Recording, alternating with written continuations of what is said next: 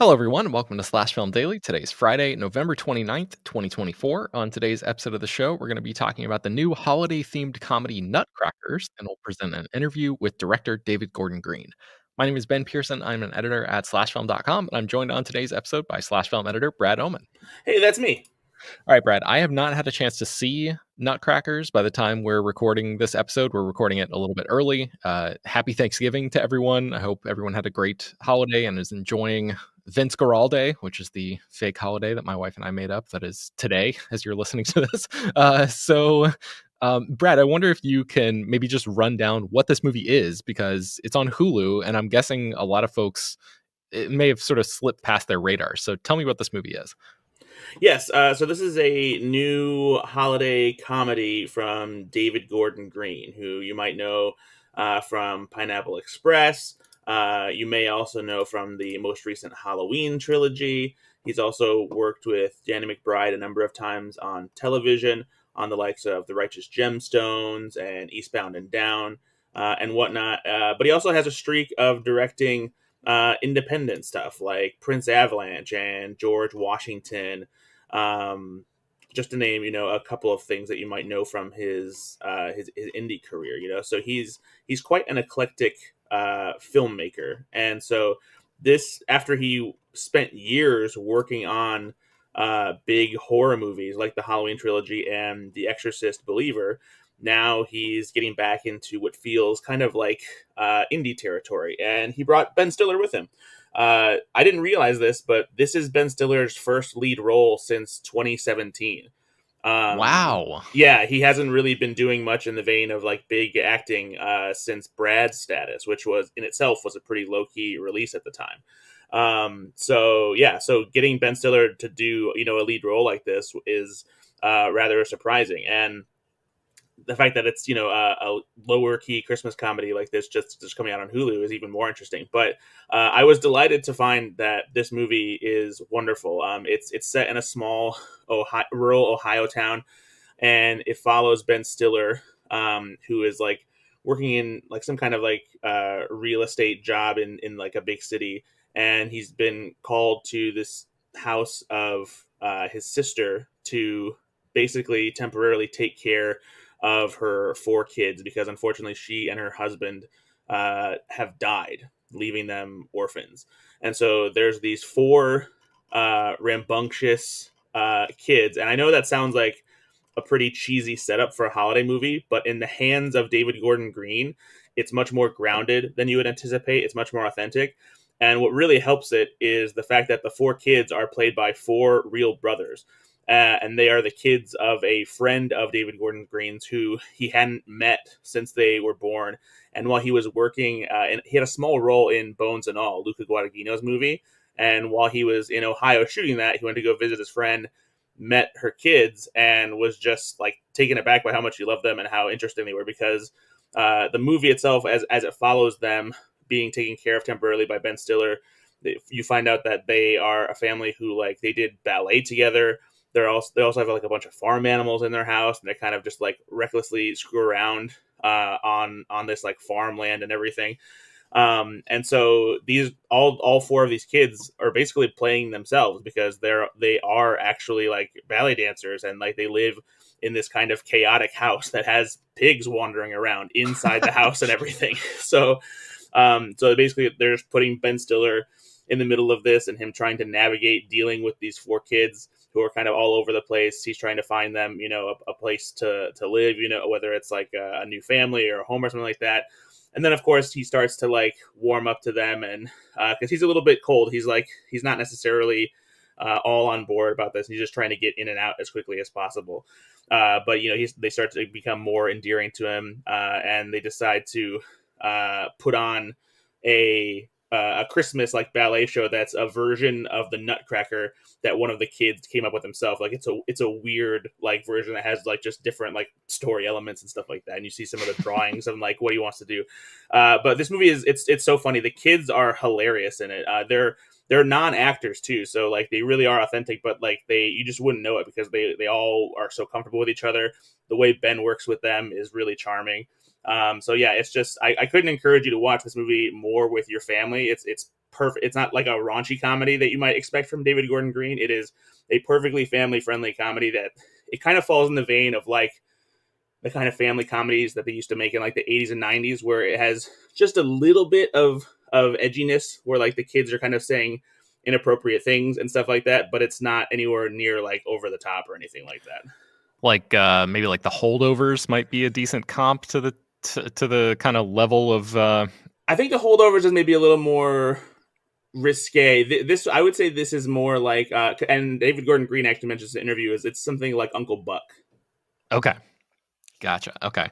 So, yeah, you mentioned it earlier. David Gordon Green has just one of the most unusual careers I can think of in modern Hollywood. He has these peaks and valleys, and not even in terms of quality, just in terms of like the genres that he plays in. Like you mentioned, the sort of back and forth between these acclaimed, almost indie dramas, and then bigger stuff like there was that period right around Pineapple Express. That was 2008, and then he directed Your Highness and The Sitter in 2011, and those didn't really work as well for audiences. And he kind of retreated back to doing more stripped down dramas, and then shifted over to stuff like Joe and Our Brand Is Crisis and Stronger, the Jake Gyllenhaal Boston Marathon bombing movie, and then yeah, the horror stuff. So like, where would you rank this in terms of his movies? Like, do you find that the indie drama stuff actually works better for you than his comedic work? Or and then this seems like an interesting mix of those two tones. So like, just on your personal sort of ranking scale of the stuff that you've seen of his, where would you put this? Yeah, I mean, so I think I love his comedic stuff the most. I loved Pineapple Express. I love Eastbound and Down. Everything he's done with Jodie Hill and Danny McBride on HBO has been great. Being a vice principal, Righteous Gemstones, which is it's still going on. That's my favorite stuff. But I also love his indie stuff because he has a real flair for digging into like this Midwestern authenticity, and digging into it with like characters that you start to care for. All the Real Girls is probably one of his best. But yeah, he's always kind of changing things up, and he talks about this a little bit in the interview too, about how like trying to figure out like, because obviously doing something like the Halloween trilogy and the Exorcist Believer was bigger than anything else he had done before. Even something like Pineapple Express, and he talks about like the driving force behind that really is like he'll be happy to take on like a bigger franchise or a bigger title as long as it's something that like gives him enough creative freedom where he doesn't have to answer to like 100 different people who all want something different. And Mm, when he was able to do Halloween, he had that freedom because they were able to break away from the mythology and just do what they wanted to do. And so I think he thrives in moments when like he's able to deliver something that is both his own personal style and something that like allows him the freedom to not have to like deliver something to that where somebody's expectations may not be the same as his. yeah, that makes a lot of sense. So I mentioned The Holdovers earlier, and I think that's a movie that's going to make it into my yearly rotation, or at least maybe like every other year or something. In terms of like new Hollywood entries, of course, there's like the classics, the staples that are always in there. But what do you think about Nutcrackers and its potential to enter your own personal holiday movie rotation? Do you think this is something you're going to be returning to a lot? Yeah, I think it will, just because it is really funny and it's very sweet, and it's the kind of thing that you can like throw on where everybody is able to watch it and enjoy it. The fact that it is family friendly but also very funny, because nowadays, especially since studios have kind of abandoned like big comedies, you don't get a big studio comedy unless it's like high concept with a lot of action and big stars, or a completely over the top silly, zany family comedy where people are getting pies in their faces and like dogs are dragging them down the street and stupid shit like that. And this like hits this really great sweet spot of where the comedy is clever, the kids are charming and funny, it has heart to it. Ben Stiller, does exactly what Ben Stiller does best. Brings this kind of dry wit and humor to it. And it's really heartwarming, a Christmas comedy too. So like it kind of has everything you want, that you want to feel around the holidays. And it's yeah, I was particularly surprised by how impressed I was with this movie. So Ben Stiller has been directing a lot. He directed Escape at Dannemora. He's worked on season 1 of Severance. I think he's back for behind the camera for some of season 2 anyway, which is coming up pretty soon. What did you think about his performance returning to acting in a big way, like you said, since 2017. I didn't realize it had been that long, but was it like a welcome return for you? Was it like, oh man, I've missed this guy? What was your feeling watching his performance in this? Yeah, honestly, that's exactly what it was. Is because I hadn't realized it had been so long since he'd done a significant performance like this. But he really hasn't been doing a lot of acting, and so seeing him in a role like this reminded me, why Ben Stiller is so good at what he does, and that when he's in the right project, he's still funny, he's still got it, and he's yeah, it was great to see him in this, and I hope he starts to do more acting. Obviously, he's doing great stuff behind the camera as a producer and a director, which is great. But he's one of the comedy greats, I think. And so I think largely he's probably stepped back because there just aren't that many opportunities to do comedies like this anymore. So Mhm. it's the I think the hopefully the studios will come back around, and we'll start to see maybe more comedies rise from the ashes. And yeah, because I would love to see Ben Stiller do more stuff like this. Excellent. All right, well, let's take a break and then we'll get back into your interview with David Gordon Green. Hey David, how's it going? It's going good. How you doing? Not too bad. So let's just start at the inception of this project. How did Nutcrackers end up in your hands? Quick, long story short is I had a small role in this movie that Luca Guadagnino made called Bones and All, and it was shooting outside of Cincinnati near a farm that a friend of mine from college lived. And so I called her up and said, "Hey, I'm coming to town for this movie. I'd love to see you. Grab lunch, come by the farm." And went by the farm and met her four sons. And then I just thought there's this perfect blend of charisma and crazy and confidence that these four brothers have. And they run a farm and they're ballet dancers. I think there's a movie here. Yeah.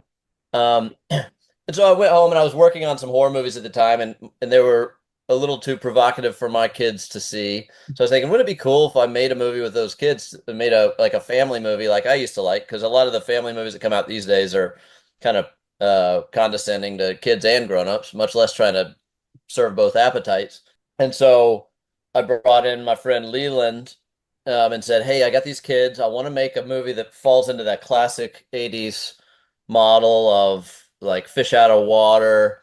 Is it a kid saving the farm movie? Like there's this movie Kid Co. I loved as a kid about these kids that start a manure business, or there's this Kenny Rogers movie called Six Pack about a race car driver that adopts these orphans. I was like, here's all these influences, or these like Uncle Bucks and things that Bad News Bears, these movies that I loved of like a dude having to deal with a bunch of crazy kids. And so I said, I've got the crazy kids. We just got to find the dude. So he wrote the script, and then when the writer actor strike happened, it was like the perfect. Everybody was scaling down everything that was happening, and it was a perfect time for a non-writers guild writer, and we got the SAG waiver to support what we're doing in an industry that was struggling at the time to try to figure out how to make things, and so we went forward with the project, and Ben Stiller's show Severance had been shut down for the time, and so when I was reaching out to people I knew that I'd been wanting to work with and hadn't yet worked with, I called up Ben and sent him the script and sent him those same kind of references of 80s tropey movies. And I'd movies like Overboard was another one that we reference a lot in our conversations. And so we got kind of excited about it. So he came out to the farm, met the kids, and we said, let's film it on their farm in their house with their animals and integrate who they are naturally into the characters that we're creating. And so then, yeah, we made it really short, fast, cheap, out of control type of movie. We filmed it on 35 millimeter, which was another way to kind of honor the nostalgia of the movie tropes that we were reaching to. Yeah. And um and yeah, so it was just super fun. It's a movie that if you had a calculated industry that you're trying to strategize, it wouldn't work. But when you have an industry that's kind of in turmoil and upside down, and everybody's looking at each other, well, like, what can we do and what should we do? I just wanted to have fun and make something that was a family friendly Christmas movie. Yeah. When did you determine that it would be a Christmas movie? Was that early on, or did it kind of just come as you were kicking around ideas for how to turn it into a story? The script in its original engineering was a summer movie. Okay. And then when it looked like it was going to be cold as hell when we're filming it, we said, well, let's just make it a Christmas movie then. So, by the time it all got put together with money and all that stuff, it was November of last year that we started rolling on it. and or no, I guess December. It was right after Thanksgiving we started filming. Really bizarrely quick from conception to completion of a movie, from the fact that we weren't even filming a year ago and it's already coming out is pretty incredible. Yeah, that's amazing. I love that too. It doesn't hit like that exaggerated over the top family comedy tone. Like it's grounded. It's just a little bit edgy where the kids are like a little bit inappropriate, but not, it's not, you're not going for a raunchy comedy. And I really miss those kind of movies. Well, yeah, it was we were like one cuss word away from being an R-rated movie. Yeah. And so we wanted to walk that line because the movies I always love as a kid are a kid movies that felt like I was one of them. And these kids who I've come to know really well, just trying to tap into what's raw and authentic about them and speak the way that they speak and try to make something that had enough of an indie spirit, but also hit commercial buttons. Like I wanted to make a movie with a happy ending. I've never done that. I don't know how many movies I've made, but none of them have ever had a happy ending. So all these things that I'm always trying to reinvent myself and challenge myself. Could I make something that was uplifting and had a fun spirit, but also had enough of texture of me and the kind of eccentric qualities and ways I like to look at both childhood and 80s movies. Yeah. Was it difficult to convince Ben to come on board? Because it's been a while since he's had a lead role like this. I think 2017 was like his last lead role. So Well, that was what the brilliance of the very first conversation we had is I sent him the script and then we talked about it and the first thing he just started laughing and said the craziest thing is I think I might actually do this. So I think it was something that took him by surprise and off guard and for him coming off of the extreme engineering of his brilliant series work, which he's working on and works very hard and gives all of himself to that. Which like, hey, just be let loose. And this is something that you can't engineer because the chicken's not going to hit its marks and the pigs don't give a fuck where you tell them to stand. And these kids have never acted before. So you have to surrender to the elements. yeah, And it's the opposite of what he and I had been doing. Even for me coming off of horror movies where if the lighting is not just right, Michael Myers looks goofy, or if the special effects don't line up with what you've shot, then the difficulty there with trying to elevate a genre movie. But here it really was, we didn't have a dolly. We had a tripod and a 35 millimeter camera, and we just filmed things. So that's great. it was Yeah, and great. it made me realize how much we've been missing kind of Ben Stiller's brand of comedy because he has that perfect way of like being serious and deadpan, but also still being extremely funny. Well, that's why he's the perfect guy for this job because in a lot of ways this movie leans dramatic, right? And Yeah, if you just have a goofball, it just turns into a silly fart joke comedy.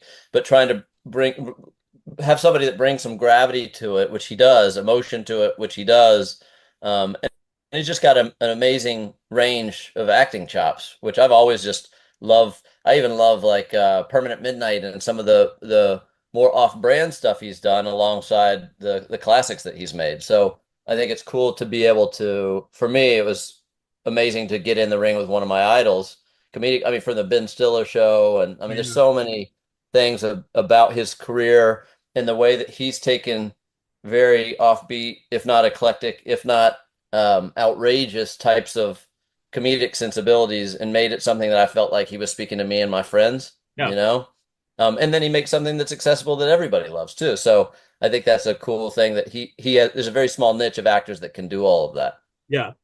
You mentioned that the kids hadn't acted before, so how difficult was that getting them acclimated to like making a movie like this? Was there a lot of room for improvisation and that kind of thing?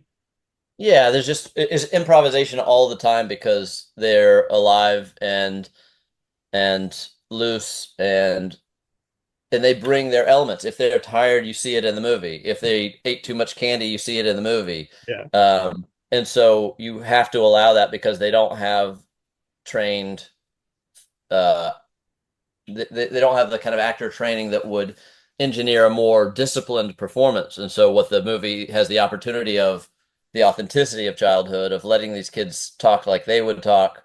And sometimes in the edit room, you would hear me off camera, like throwing a line to him to like, hey, play with this, or what if you said that when he says this?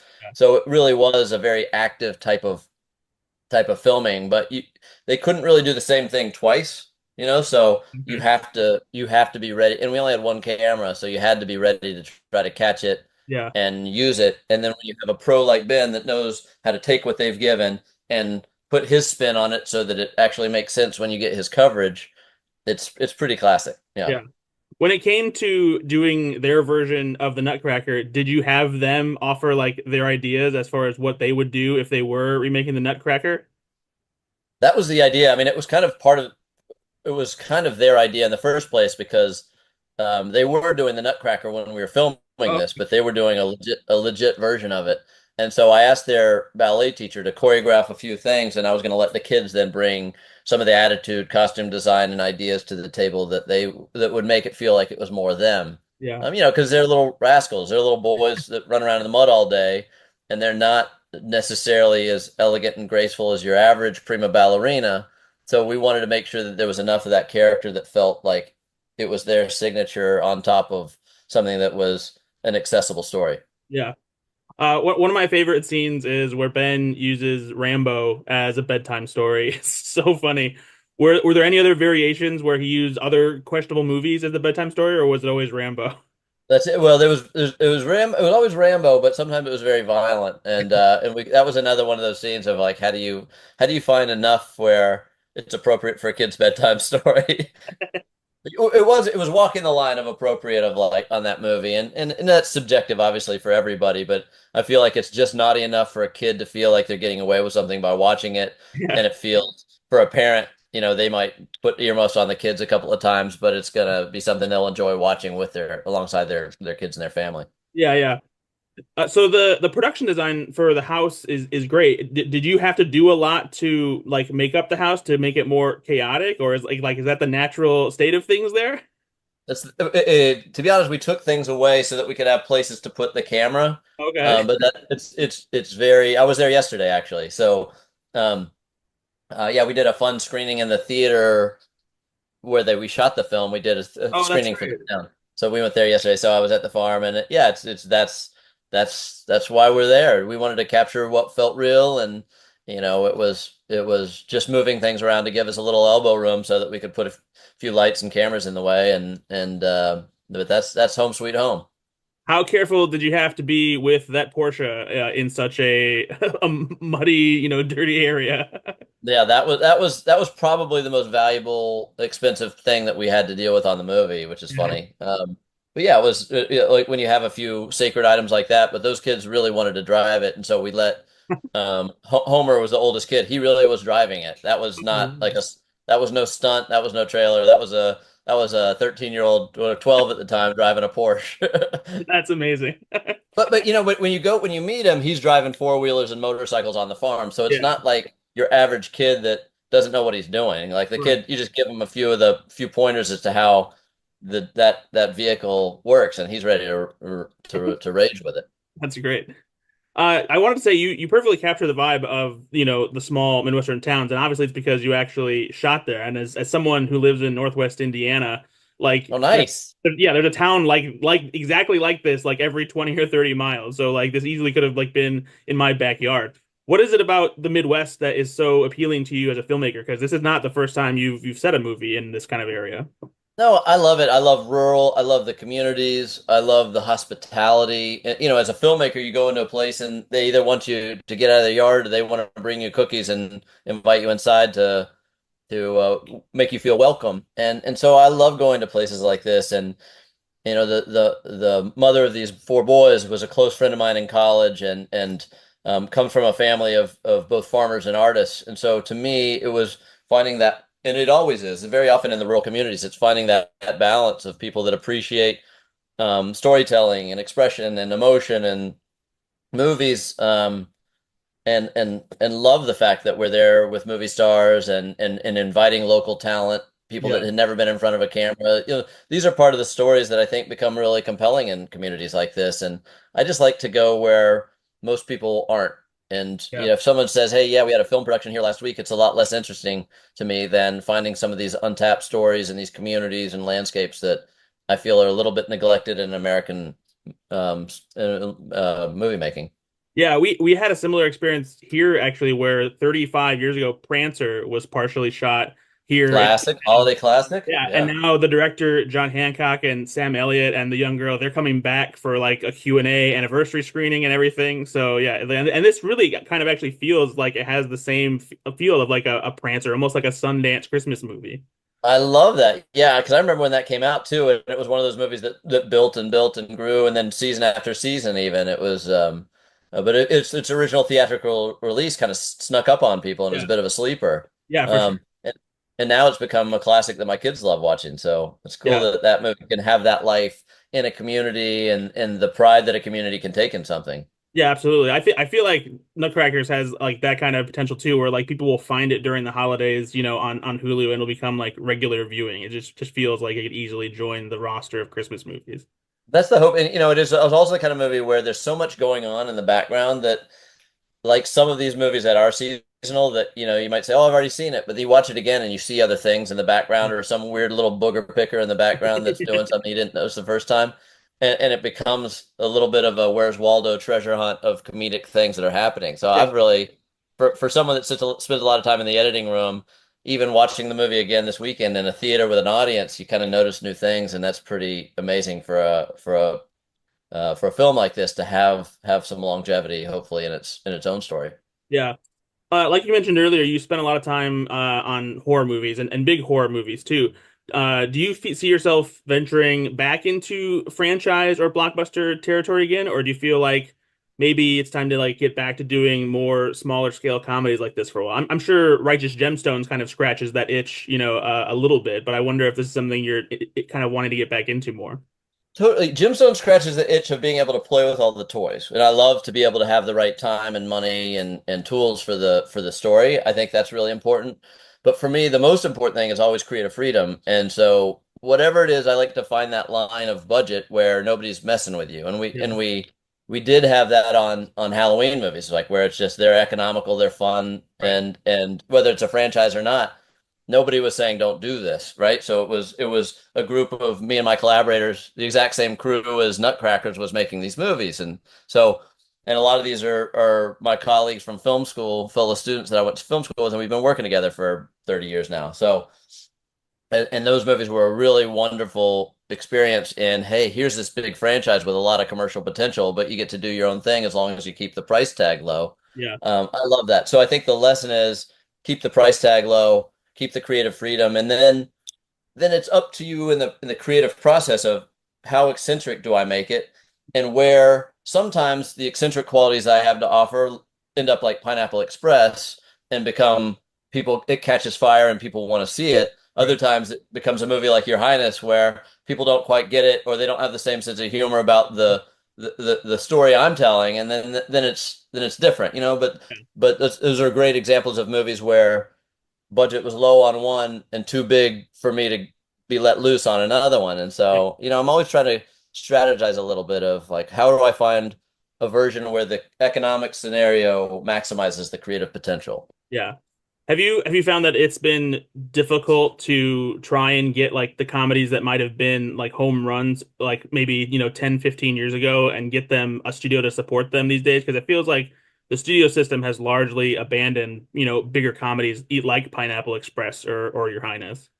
Yeah, well, and I think a lot of I think they should learn a lesson from what Jason Blum did so brilliantly with horror movies is understand that you don't need $60 million to make a comedy. You need funny people in front of a camera. You don't need a movie star to make a comedy. You need a funny person in front of the camera. These aren't necessarily expensive things, or like what Jason would tell you is like put your money where your mouth is, make it low budget, work on the back end. If it wins, if it's a success, participate. If it tanks, the less money it costs, the less people that are pissed off at you. So I like that type of concept, and I think we're ready for a renaissance in comedy, and that's why something like Nutcrackers is a fun experiment because you make it down and dirty with your friends and the people that you trust, and your relationships can get you there very economically, and nobody's looking at you weird when there's an opening weekend that was disappointing to them. They're like, this movie's a win-win. Right. And that's a really fun thing to be a part of that type of spirit of filmmaking. Yeah. Do you think that you might shift into a genre you haven't done before at some point, like maybe going the sci-fi route, or even after this Nutcracker experience, like could you ever see yourself doing like a full-on musical? You better believe it. I would love a full-on musical. I'm looking into several documentaries, subject matters that I'm really interested in, and I think that's fun to think about, like how intimidating it is to tell a story from a documentary's perspective, Yeah. stylistically and technically.